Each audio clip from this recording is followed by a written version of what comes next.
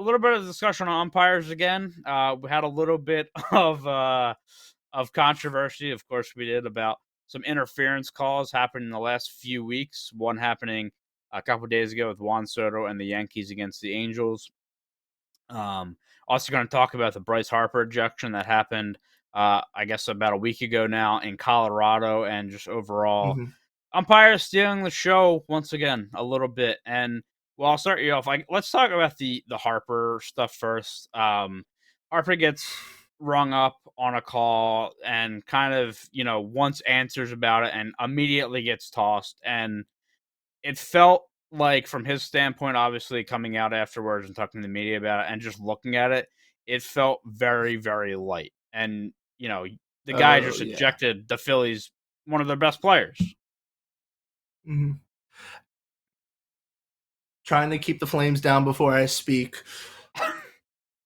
The Harper situation was about as light of a toss as you're ever going to see, because there was a questionable call made pitch before he struck out, and then the ejection, as you can see here on the video, he's just talking with the guy. He just wanted a conversation. There's nothing from the body language of the ump to even show that he per se was saying anything, if much at all. And then he just rings Harper up. Now, the one thing the video doesn't show, which I know the crew chief after the fact, which I believe it was Chris Guccione, but I don't remember 100%, had said that Harper threw his helmet out of frustration prior to the discussion, and then that was a big warning per se that led to, or could have been, a reason for the ejection. Because Harper never was heated. Everyone's aware that Harper will get heated if he's upset. So it was very minor to begin with there. But also, you're going to these games to see players like Harper, to see the superstars that every team has. To eject the superstar on a very minor interaction that was never heated, and from what Harper said, was just the conversation of, you're going to go any more outside, or you're going to go any more down, like, and the umpire going, like, he just didn't want any of it. And then Harper tried to keep the conversation going and tossing him. Like, that's just embarrassing for the umpire and just bad for a baseball game, because you're taking out your big piece to begin with that you're going the game to see. So, okay, here's my, I guess, question on it, because I know umpires are big on, hey, you know what? You can argue about a lot of things, but balls and strikes are not going to be one of them. Like, they have a very low tolerance for that. But the other thing is, like, they always talk about, or at least, the perception is, if a guy's asking, where a pitch is, it's fine unless they're like showing an umpire up. Like, Harper doesn't do that here. He's just having a conversation. Do you think this was really like a thing with, Harper kind of has a reputation of being more of a hothead, and maybe that like had some bias in this? I feel like Harper's hot-headedness now is really tampered down since he's been on the Phillies. So I don't feel like that's much of a thing anymore. Sure, he still gets ejected a couple times this season, and if something really pisses him off, he will let you know. But like, I feel like this one, if anything, was more out of just the body language he did than anything, and that's from probably the frustration he had from the ball that was called a strike, and then striking out and throwing his helmet on the ground, which he was fined for. So it's hard because the umpire shows no emotion whatsoever, like, ever. Like, I can't tell you 100% what set him off. Just all of a sudden he's just la la la la la, and I've heard enough. Like, what? But I mean, is that a product of just not wanting to hear talk about Dude balls had and a strikes? bad day. Because like, so it's a weird conversation, because like, I do think that umpires have to draw a line at some point of, if a guy is consistent, or like, All right. they have to have some kind of policy with balls and strikes, because you can't have a guy or a manager yelling at you the whole game. But like, I think that where you're having a conversation is ridiculous to ring a guy up for Right. if But he he's was just having a talking. conversation. Right. Yeah. No, Harper's thing though was, it's, if what Harper said is completely true and based on the video, it does seem true. He never truly argued balls and strikes. He voiced his frustration at the one pitch that was a ball called a strike. He threw his helmet when he struck out of frustration. But then after that, everything he says is on the lines of a conversation. Where was that pitch? Are you going to go any more outside? But the umpire did not want to hear about it. It's not like Harper was saying that pitch is not a strike. You got to be better Yeah. than that. Don't walk away from me. Like he was basically trying to have a conversation, and Walsh just wasn't having anything of it. From what is typically a situation that does that players will have conversations. They'll go, you're going to go a little bit more inside there. Is that as far as you're going to go? Something along those lines. So the fact that Walsh wouldn't say anything just feels Mm. very unprofessional. And I have so Yeah. many like thoughts about like that gray area of like what is allowed and what isn't allowed. Well, Because you yeah. should be allowed to have a conversation of any type to an extent. Yes, you can't immediately go barking at the umpire and calling him names and whatever. But if like the pitch was a ball and you're curious about is it a ball or a strike, you should be able to ask. Now, if the umpire gives the kind of vague like meh or whatever, maybe you kind of just got to eat it up then and be like, Yeah. all right, that's the best of it. But there should be a room for discussion because there's a difference between asking a question and flat out arguing. Well, I think that's where I was gonna kinda get to too and ask you is, like, there is this gray area, and that's gonna be a conversation topic coming up in a second as well, but there's this gray area of, like, you know, what is a guy allowed to get away with? And, like, again, I guess there is this quote unquote policy that umpires have where they won't let a guy consistently talk about balls and strikes, but it just feels like, as you said, it's kinda ump to ump, like, a lot of guys are fine with probably having that like, the inning the inning ended, I believe, after that, right? Like, that was the end of the inning, he was just talking to him Yes. as It they was went to the break. first inning, Yeah, top of the first, three and batters he's into just the game.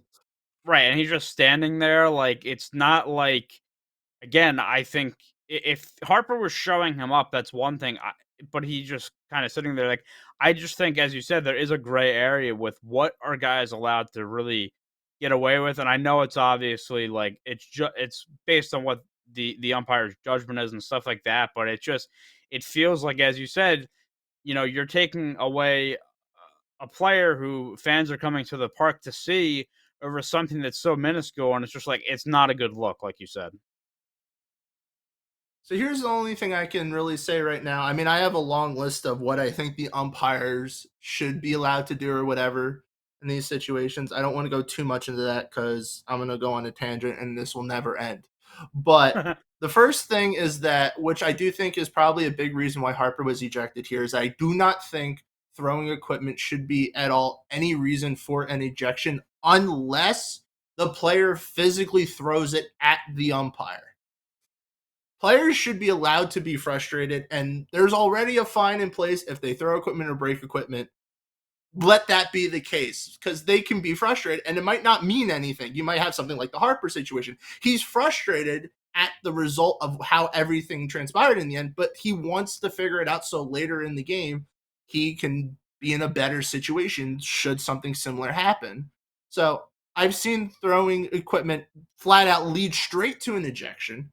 And I've seen times like this where it's like a warning and it's like, all right, listen, just because he's throwing something in frustration does not mean one, it's directly associated with you or that it means he's going to be hostile towards you. There are times where they might coincide, but every time I hear, oh, he threw his equipment, so that was a big warning for the ejection, I'm like, leave it be. It's not, don't connect the two. I can be frustrated and then get into an argument. The other thing Yeah. I wanted to say quickly was that I do think umpires should have some sense of a visual warning that they give a player before an ejection. Now, I do think there are certain things pertaining to language or if they throw something directly at an umpire that could warrant that you don't need a warning, but there should be some sense of you've done enough. Now, sometimes we do see it from umpires. You might see an umpire or a player argue about balls and strikes, and an umpire might like hold up their hand or something, and you can physically see them say, like, that's enough or like, stop. In which case, they got the warning, they continue the bark, and they eject them, so be it. But I feel like to just blatantly throw out someone without any warning can get really uneven or uneasy if like there isn't a clear situation or something that leads to the ejection, such as the Harper situation. And I also think of the Anthony Rendon ejection in Washington like 10 years ago, where he struck out, kind of flipped his bat, stood there, didn't look at the umpire, didn't say a word, and the ump tossed him. Body language is apparently bad that day.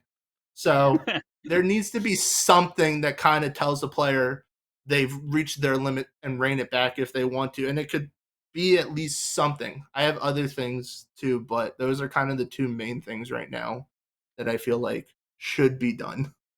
But so that's the other thing too. Like, I don't think it's consistent between umpires of like, oh, it's definitely not consistent between umpires of Right. if they care about if a guy throws a helmet. Like, it, I think in this case, I think you're right. Like, it definitely led to the ejection because he throws his stuff or whatever, and it's like I agree in the sense that him doing that, if something is in place, which there is, if there's a fine there for that happening, then that shouldn't be a part of the leading to an ejection for a guy, like, because Mhm. that to me feels like a separate issue. Like, that's just Mhm. frustration coming off. Yep. Like, now, again, if you're who was it? The Toronto Brett Lowry, I think, or Brett whoever it was Lowry. who Yeah. yeah, who, like, slammed his helmet at the ground Mhm. and hit the umpire, that's different. But I Yes, I I think agree. I think, like, it's silly to, like, kinda combine the 2 because, like, if you're getting on a guy for throwing his helmet, you then if you kinda have a short fuse, it's like, "Alright, if he says anything to me, I'm gonna throw him out." Like, that's kind of ridiculous to me, and again, I Right. just the consistency is the issue, and, Mhm. there's, different umpires, that's I get it, and it's not like this is a, like rule, I guess, per se. Like, it's not like something totally enforceable, I guess. But like Mhm. the fact that it's different between umpires, and not only different between umpires, different between days of the week. Like, if a guy, it seems like if a guy is just in a bad mood one day, Yeah. like it Yeah. doesn't. I think it makes sense what you're saying. Like, there has to be like a warning or something in that case, so we don't have a situation like this again. So I'm gonna go in now to the rest of the bullet points. But so sorry if I kind of run off. I'll try to stop to give us discussion. But the first thing does answer kind of that question, because I agree there needs to be more of a set, like, this is what the rule says, and therefore it's even across umpires. The first thing was that sorry, I'm just going to read this bullet verbatim so I don't goof things up. Sorry if it looks weird. Ejection should not be allowed unless a player verbally like abuses, uses obscene, vulgar language towards an umpire, and ejections should not be allowed to happen for other reasons, because you had mentioned like constant barking from a dugout, and there's other things probably that I'm not thinking of that don't fall into the categories that I've already said, unless the player is argued for at least 10 seconds. I was trying to think of a reasonable enough time, because you have to admit, it's kind of entertaining when you're watching a game, you're seeing a player or a coach mouth off at an umpire for a while and they get really heated. It's one of the things the game is kind of lost with the replay now, is we don't get those interactions on the field anymore. The only exception to the 10-second situation is if a player, like I said, has said thrown something at an umpire, said something they shouldn't have said to an umpire, then they can eject them ahead of time and say afterwards, what was the reason for the ejection? They did blah blah blah, and so be it. And usually you can kind of tell anyway from the replays, thanks to John Boy too, is that Yeah. what they say during those ejections. But if the 10-second rule is not ideal enough, the other thing was you could do a warning and just say like, that's enough, and leave it there, and that could help more for like a dugout situation, since you can't really time those barking. Those just, they happen every once in a while, and if you suck a lot, you're going to hear them more often clumped together.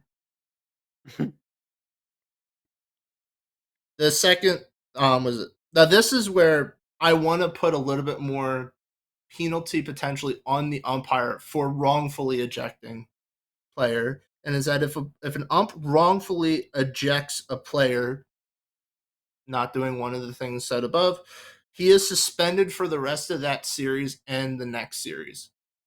Hmm. I'm big proponent on other reasons should be accountable for their actions.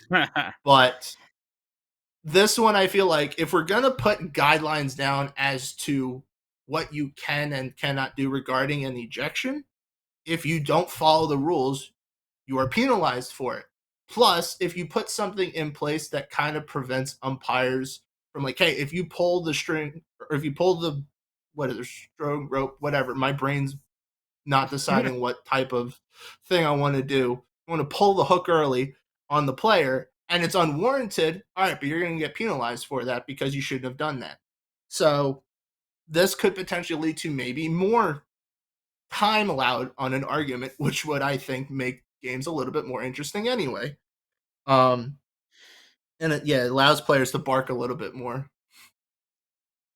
So I'm So gonna yeah, say real quick, like, no, do you? that's really This might be a bigger conversation, and I don't even know if we want to get into this right now. But do you think umps, or like not even umpires, but like you could even broaden this to refs across all sports? Like, should there be like a penalty per se in place or consequences for not only like in baseball throwing guys out, but like just being held accountable for like making bad calls, like umpires, missing an X amount of strikes and balls during a game. Like, do you think that should be something that's instituted? I know this is kind of off the beaten trail, but I just want to see your thoughts on this.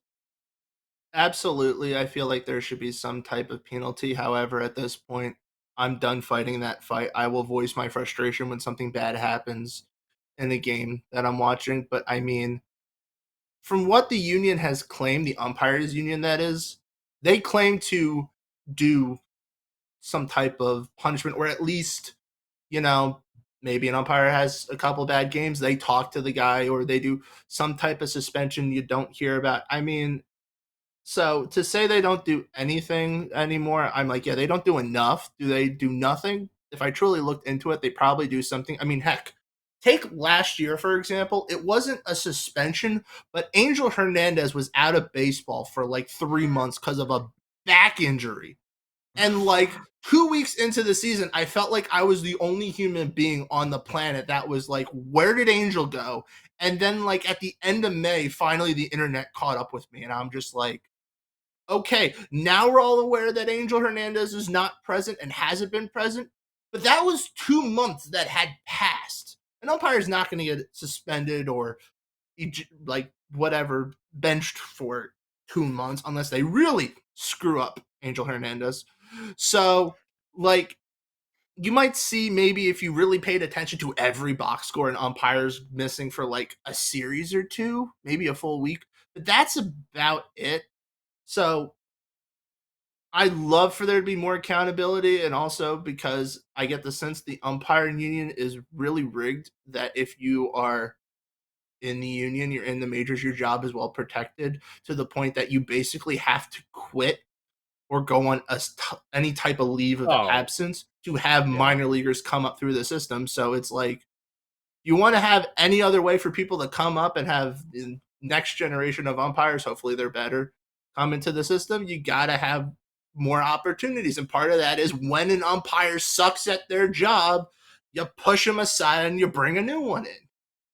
I don't get it twisted, by the way. The best job security in the world is an umpire in the MLB. Like, you're right. Yep. You can't get fired. You basically have to leave. Also, I love that Angel has retired and he's still going to come up in every conversation ever about Yep. umpires. But That's like, his legacy. yeah, that is that as somebody said, like, he really was the face of bad umpires. Mm-hmm. But yeah, I just feel like if a guy is consistently bad, like, there should be something there for that. And I think this again, and we won't get into it here because I want to have a conversation at a later time about this. Now this brings up the whole like robo umps, blah blah blah, this and that.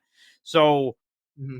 I think there's a lot net there. I think staying on the topic of kind of ejections and stuff, though, the other thing that I always find hilarious is like if a guy even says the word "you" or "your," it's like you're gone. You can't say that. Those are the two magic words. You can't criticize an ump, and like I feel like that's also.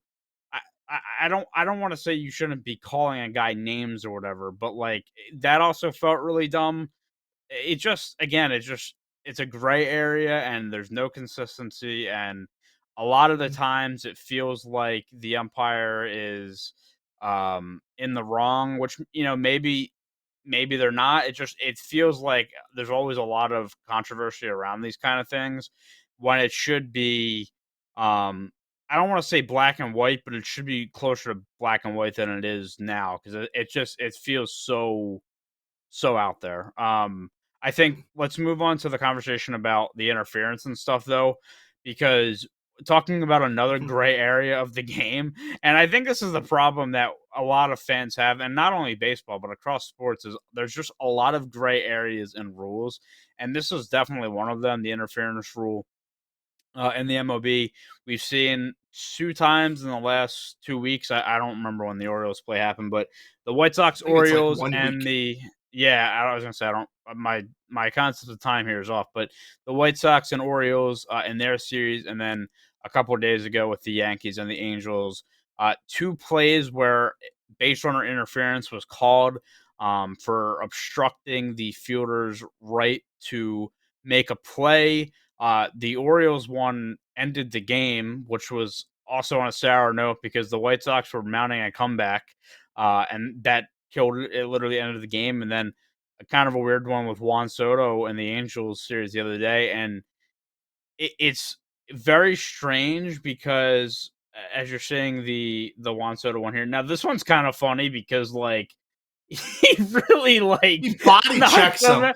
He like boxes them out like, but so it's pretty funny. Now he's claiming that he had to get back to the bag, and I guess there's a case for that. But dude, literally like boxed him So out, can you back it and up, Bobby? it's I just want to do really this funny. again. Well, so here's my thing about both plays, kind of summing up. Pause it right here. So here's my thing about who's in the like. I've based on the rule. I do think the umpires in both cases got it right, given the wording of the rule. There is contact made by the runner on the fielder when the fielder's trying to field the ball. And even with the both cases being infield fly rules, based on the wording, it's still the same case about fielding because technically a ball is not dead on an infield fly. The fielder could catch it or drop the ball, and other runners could advance should they choose to. So technically, like even body checking them late on an infield fly could potentially have a little bit of impact. What I'm really trying to focus on though, as to like the argument seems to be like, oh, the fielder had to get or the runner had to get back. Like, what do you do? For starters, you don't have to be lackadaisical. You can put your head down and go back to the base. If we're being honest with ourselves, the only person that should be looking up constantly is the fielder. The runner should look up, see that the ball's in the air, and be like, all right, I got to get back to the base. In which case, he looks down, sees where the fielders are, and then goes. And he doesn't need to walk back and jog. It's very common nowadays that people get kind of lazy on those situations because it's a easy out. They can't W off like you would on a typical pop up. But I mean, there is some merit to simply say, all right, the ball was in the air. At the initial part of the play, the shortstop was behind the baseline. Now at this point, he pulled in front of it. Soto could have immediately at the beginning seen the pop up, turn around, looked at the fielder, and been like, all right, I can make it, and just runs back to the base and stands there. The other option is he waits for the fielder to get in front of him, and then he makes a little bit of a extra wide turn in this situation. You can finish playing it out, Bobby, if you want now. But here on, he goes very kind of lazy back, and you can play it again if you want one last time without the stop. He basically walks back. Like he just starts walking, he looks up, he's not really, and all of a sudden he's like, oh wait, I gotta get back, I gotta get back. And then he body checks him. Like if he runs back immediately to the base and then just waits on the base, there's no interference because he's on the base. And if the umpire said in that case, then he's wrong because Soto has to have claim of the base. But since Soto was walking back, he basically just put fate into the umpire's hands that, all right, you make contact with the fielder, you're screwed. So I'm fine with people want to take things a little like you take it a little lazier. It's 162 games, but like if something like this happens and it goes against you, you got to take some blame for it.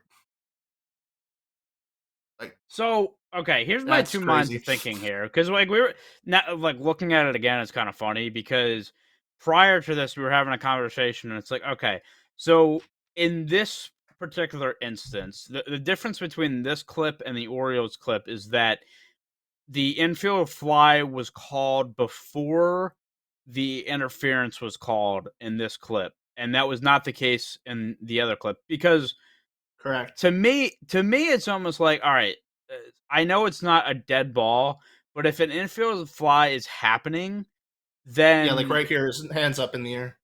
You can so he's see. calling that, and the infield fly is called. So now the ball in an infield fly doesn't have to be caught. Now I know that doesn't mean the ball is dead, but if the rule is that, okay, the base runner is hindering an attempt on the play, or hindering the fielder from making a play, how can he hinder somebody from making a play that, like, I guess really can't happen?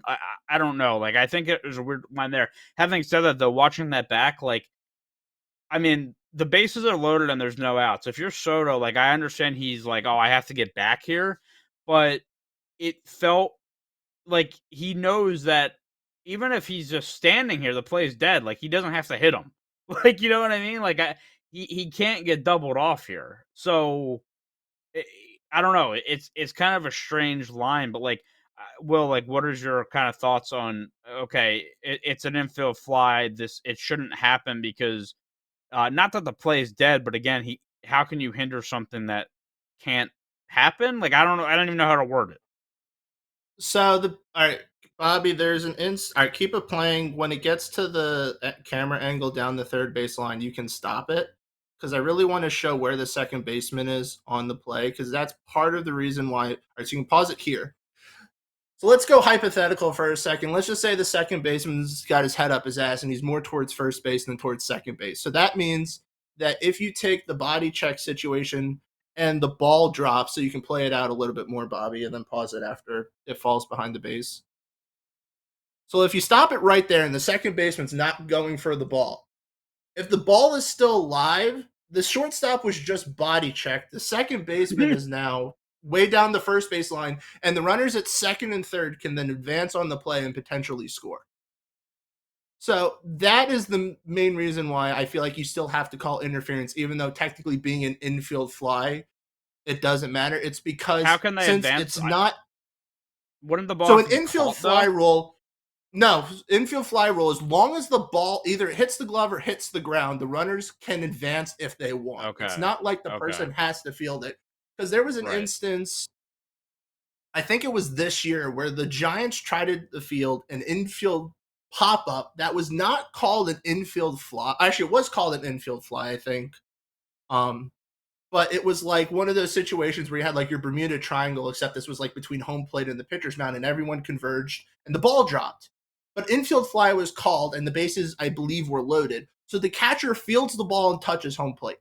But the runner was running from third to home, didn't have to, just didn't, I guess in that case, the runner didn't realize also infield fly rule was called, but he runs, touches home, and scores, and it counts. Because even though the catcher touched home plate, infield fly was ruled, even though it hit the ground. Um, and so therefore, because it hit the ground, the runners could advance if they want to, and the fielder then had to tag him out because it was no Right. longer a force play. So Something in so that case could have happened here theoretically. so essentially, once this happens, it's almost like a tag up. Essentially, like, okay, the ball hits the Correct. ground or the glove. Now, so like, if a runner's not You on the bag, they can right. go back and safely go back because it's an infield fly. No, Because they they need to can be tag back up on and the then base. they're in I think. play. If I Okay. mean, if they, I do, I don't want to say if they're not on the base because this is where I guess for me, not knowing the wording off the top of my head, I don't think they can tag them up. Like you have to obviously run around the bases or whatever, like you normally would. Um, Once there's the infield fly rule, it's not like they call the infield fly rule and suddenly the runners start going. You have to start on your base before you make any advancement. So if Soto was halfway off the base and it hit the ground, he chose to advance, he would still have to hit second and then try to advance. Otherwise, I guess it would be treated like a missed base in that case. Um, Right. but because it's not like then the fielder I think could throw back to the base and get technically a force out. But like I said, you can treat it like you missed second. But the main situation why you still got to call interference on this play is because if you had a situation like that and like the second baseman wasn't where he should be, that body check then has the ball dribble away from the shortstop, and the runner on third could have scored easily, and Soto probably Right. could have advanced to third.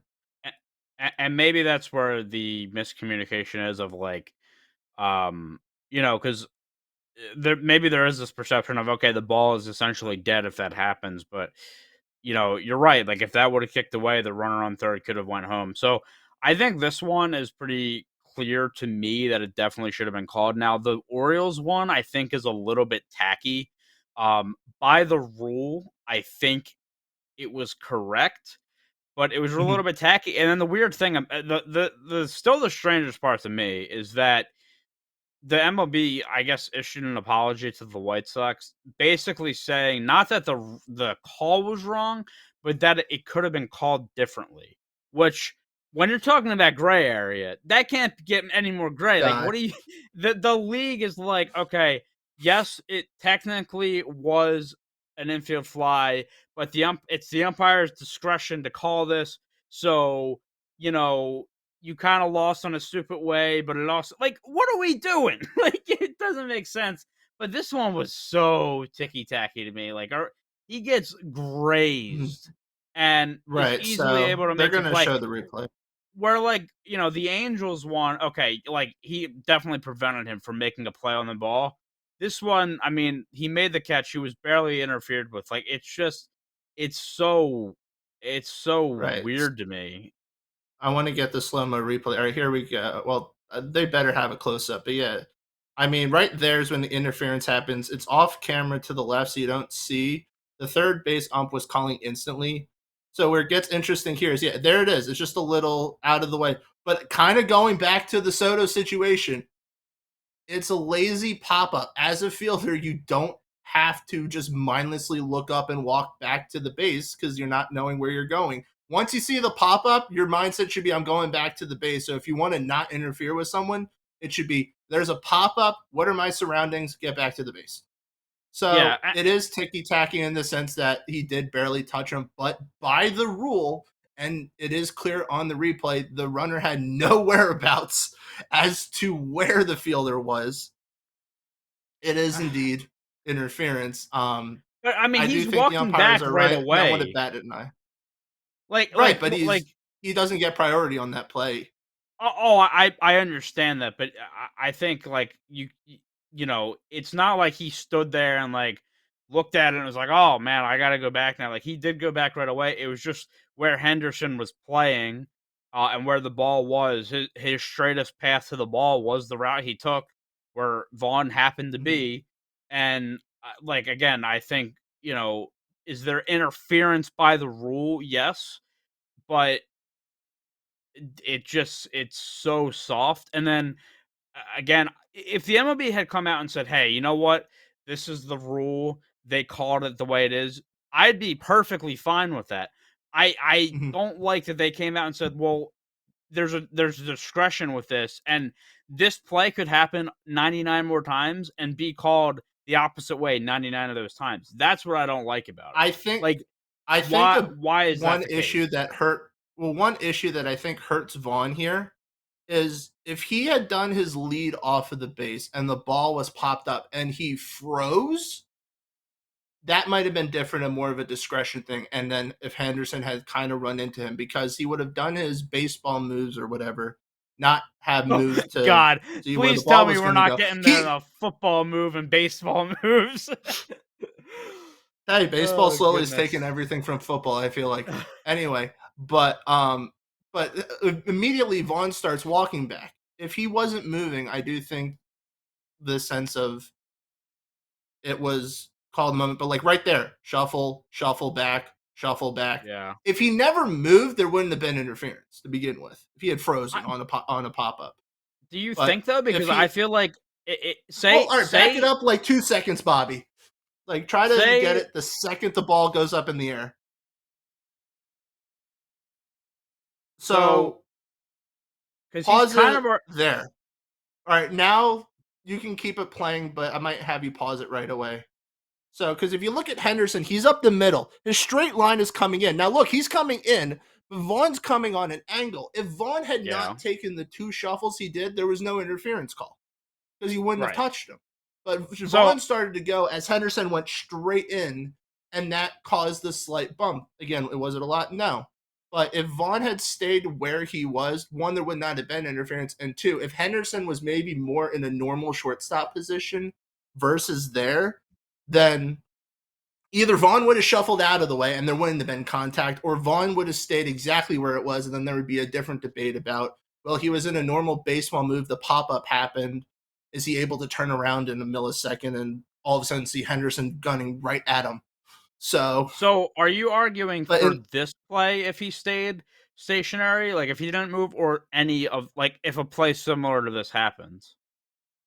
Or it's just a this bit case, hypothetical in general. I, I guess what I'm asking is, like, so based on the angle of where Gunner is and where Vaughn is, like, if Vaughn didn't move, then technically, yes, on this play, he would have had a clear path to the ball. I thought you were arguing that if Vaughn just stays, so like if any base runner just stays where they're at, like if the ball gets popped in the air and they freeze on that pop up, if they stay in that position, they can't be called out because, or they can't be called for interference because they're standing their ground, I guess is what I thought you meant. That's why so I was that's not confused. exactly, but it is on the guidelines. I'm thinking more of, so the big thing about this one too was there wasn't the interference happened fairly quickly after the ball was up in the air. It's not like the Soto situation where the ball was a foot from the fielder's glove and then there was the damn body check. This one was like, here's a pop up, and like literally the camera cuts and they had just hit each other. Like it was a split Yeah. second thing.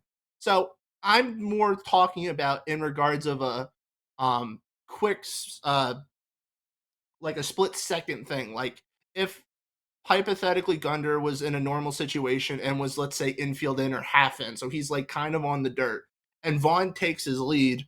Like if like the second the ball's in the air, Gunnar Henderson takes a step and they collide, like that one's hard to kind of say interference initially. You would think of, because it happened in such a split second, and one was doing a normal baseball move and the other one was going in, and it caused interference. The rule would still probably be the same, just because the fielder is supposed to get priority in this situation.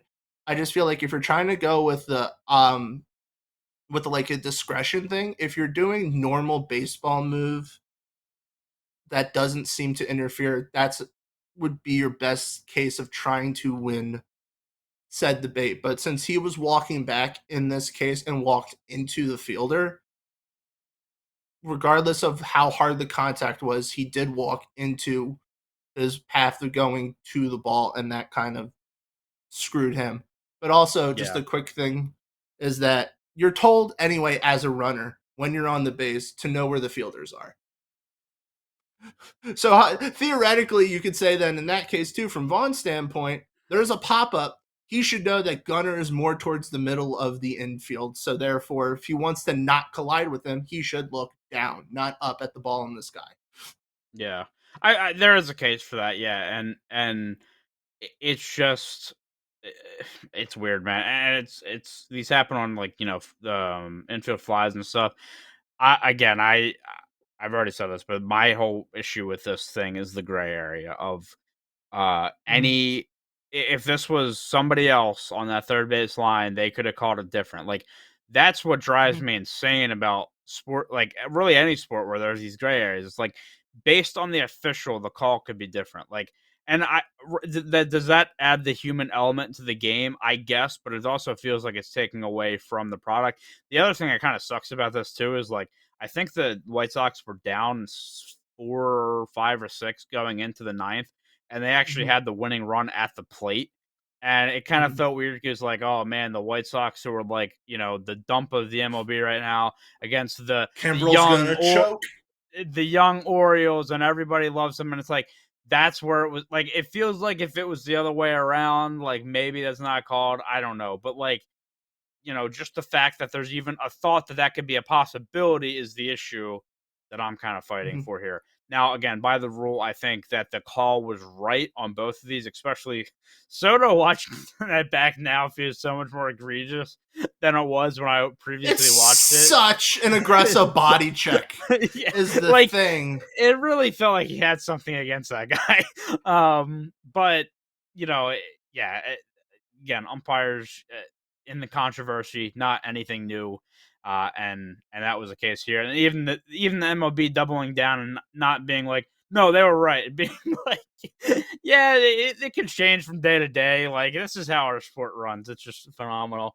But we can stop our conversation with that and move on to our Uh, final topic of you have more you want to talk, you want to yell at umpires more. I know you love to do that.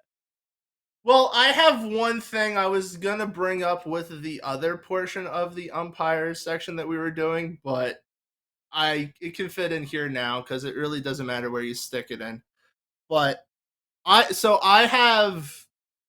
I wish umpires wouldn't make the show about them, and I know I'm not the only one that says that, but I mean, like, all right, so Jorge Lopez's ejection the other day is a prime example of what I'm thinking of because I laugh every time I see this, not because of what Lopez did, but because of what Ramon de Jesus did, the umpire.